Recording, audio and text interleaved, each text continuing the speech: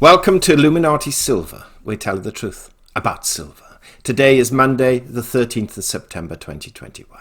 And we're producing our gold and silver morning update and price forecast. Below, we've listed a number of videos we've produced over the weekend with appropriate links. Please take a note of that. What we've noticed this morning is that gold and silver prices are slightly lower as the dollar strengthens yet again. There is very bad news being publicised by the mainstream media concerning COVID, and governments are looking at ways of increasing taxes to help pay for the furlough they have already spent. Good news, cheerful news for a Monday morning. So let's take a look.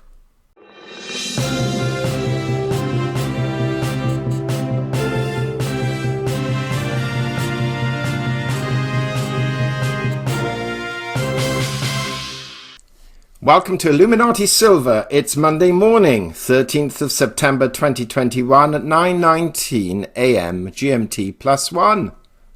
And it's a dull morning. Yes, the weather is dull.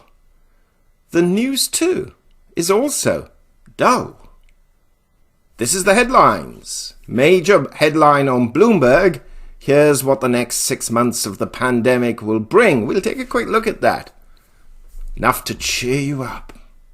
We'll also take a look at the UK. Business warns tax hikes risk strangling economic growth.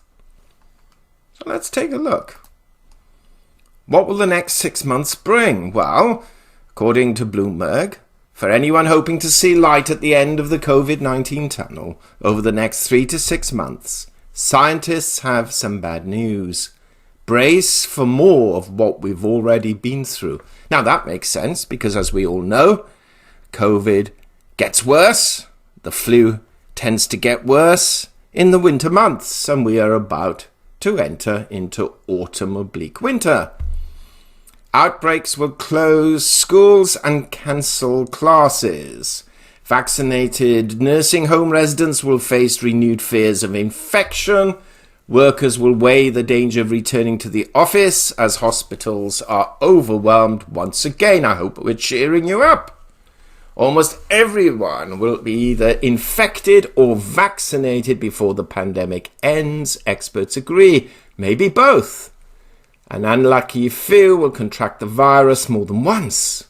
The race between the waves of transmission that lead to new variants and the battle to get the globe inoculated won't be over until the coronavirus has touched all of us. Now, this is why you tune in to Illuminati Silver, to get this really positive, exhilarating, upbeat news on a Monday morning. I am joking when I say that. I see these continued surges occurring throughout the world, said Michael Osterholm, director of the Center for Infectious Disease Research and Policy at the University of Minnesota in Minneapolis, and an advisor to US President Joe Biden. Then it will drop, potentially somewhat precipitously, he said. And then I think we very easily could see another surge in the fall and winter of this year, he added. With billions of people around the world yet to be vaccinated and little chance now of eliminating the virus, we can expect more outbreaks in classrooms, on public transport, and in workplaces over the coming months as economies push ahead with reopening. Well, there we have it. On a serious note, let's be quite candid about it, this is important and it is serious, and those who've been affected, you have my very deepest sympathy. How the economy is going to deal with this is uncertain. So few people now are willing to put up with even further lockdowns, and some have even taken the view, if I catch it, I catch it, and let the chips fall. Governments are concerned because their hospitals cannot cope with the surging demand, and they know that the resources are not really there to keep paying people furlough. So we are, on a very serious note, entering quite a dangerous time, economically as well as from a health perspective. And this is not going to do markets any good at all. And the more we seem to look at the stock market, and we've always been quite bullish of the markets, for the simple reason we could see the amount of money that's being pumped into them by both central government indirectly and by the Fed more directly. We are rather concerned now, which is one reason I personally eliminated the majority, not all, but the majority of stocks in my personal pension portfolio. Let's see what happens. Let's hope the news is better than this article is suggesting. However, this is the alternative side of the coin. The government says in the UK, look, we've spent a fortune on furlough, a fortune on lockdowns. We want to bring some of it back by raising taxes. But then they're met with this. UK business warns tax hikes risk strangling economic growth. UK Prime Minister Boris Johnson risks strangling growth with higher taxes on business to fix the public finances in the wake of the coronavirus pandemic, the country's biggest business lobby said. The blunt criticism comes less than a week after Johnson and Chancellor of the Exchequer Rishi Sunak raised payroll levies on workers and companies to help fund health spending. But at a time of ultra-low government borrowing, costs, and a recovery that's starting to stumble, many have questioned the timing.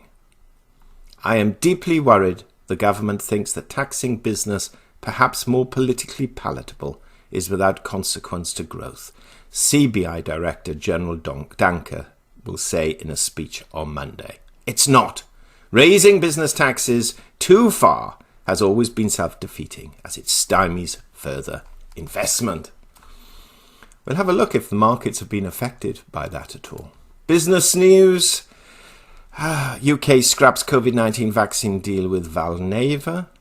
UK must prepare for more economic shocks, says the TUC. That's the organisation we just mentioned. Tobacco giant negotiated bribe for Mugabe. And Alibaba slides on report of payment app Breakout. Very interesting. In the United States, awful lot on, obviously, California and Canadian voters. And the FBI declassifies document on Saudis and 9/11. So what's happened to the dollar? It's going up, 92.8. We've said we'll get back to that 93 before long, and we still hold to that. We will get back to 93 before long. Peter Schiff and his friends who hate the dollar and have announced its collapse for the last 20 years. You are wrong, will be wrong, and will continue to be wrong, at least until a number of other currencies have fallen first. Energy. WTI crude marginally up this morning, $0.50, and so is Brent crude up $0.50. Stocks, well, we mentioned on the weekly update over the weekend that on Friday the Dow, S&P and Nasdaq fell, and they were all lower for the week as well. But overnight in Asia we can see a slightly mixed bag. Nikkei and Topix both up roughly 0.25%, whereas the Hang Seng is down 1.6%. London trading hasn't been trading that long, but long enough to have some markers. Broadly, London and Europe up 0.5% or slightly higher. Economic data today, we just have the federal budget announcement. But look out tomorrow for the Consumer Price Index and core CPI. That's going to be important, as will the Import Price Index and Industrial Production on Wednesday, as will the job claims retail sales on Thursday, and to some degree, perhaps not overwhelming, but to some degree giving or supporting direction, the UMich Consumer Sentiment Index on Friday. So what's happened to gold this morning? Well, it's up $1.91 at $17.90. Is it going to continue to go up? Well, much depends. It's quite heartening. It's up when the dollar has strengthened. Silver, however, I think was down 5 cents. It's now down, it's down 3 cents at 17.16. Really too small an amount to make a major determination. Tempted to open up a few times and then fell back. Another attempt, fell back. Another attempt, fell back. And we've got a slight downward trending line here. Cryptocurrency markets taking a slight hit this morning. Over the weekend we're doing well, but we've still got a market cap above $2 trillion. Now, I have to say, having looked at the charts over the weekend, we were expecting the market cap to hit $2.5 trillion as cryptos move into the final bull phase. It's possible. It's possible it may not get there. Looking at the charts of the major top 10 cryptos, one can see that the whole market at the moment is only set alight by something called NFTs, which are JPEG, basically pictures being sold at extortionate amounts of money. And when that craze stops, the market hasn't really got much to offer short term. We think it could be in for a bit of a hit. And if equity markets fall as well, if that does happen, then the crypto market will collapse. Over the weekend, we published a huge number of videos. Greedy bankers or rule-abiding officials? Will green technology harm gold but help silver? And where should we be investing now? On top of our weekly update. To be truthful, the viewership was appalling. We'll relaunch those videos with new banners and new headlines today and tomorrow. So if they come out, we'll put a little warning at the beginning of the video to say this is a repeat of the previous one.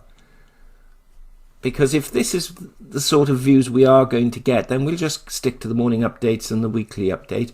And we'll start sending more specific and pertinent videos direct to our Inner Sanctum members, which is what we should really be doing anyway. And I think with viewerships, we were hoping to attract a lot of viewers, but if our viewership's only going to be a couple hundred, then I'd rather it be more focused on our Inner Sanctum members. Thank you for listening. Please give us a thumbs up, subscribe, press the bell sign. Have a great day. The weather's still dull, the news is still dull, but don't be too pessimistic.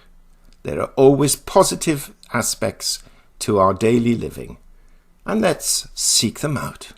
Illuminati silver owners come from a background of banking, international wealth management and economics.